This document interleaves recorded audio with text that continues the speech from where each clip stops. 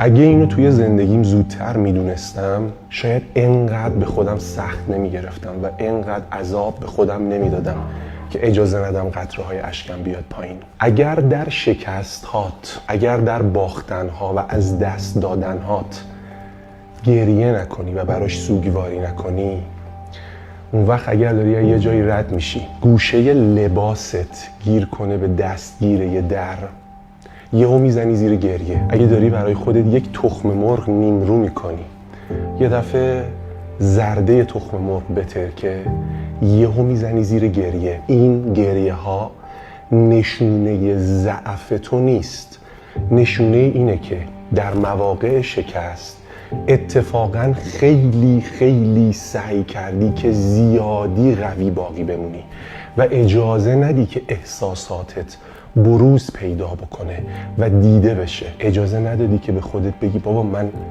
خستم، من گناه دارم، من گریه دارم، منم آدمم. هیچ وقت دیر نیست و اشک نشونه ضعف هیچ آدمی نیست. انسان سالم برای از دست دادن، برای شکست خوردن گریه میکنه، اما دوباره بلند میشه.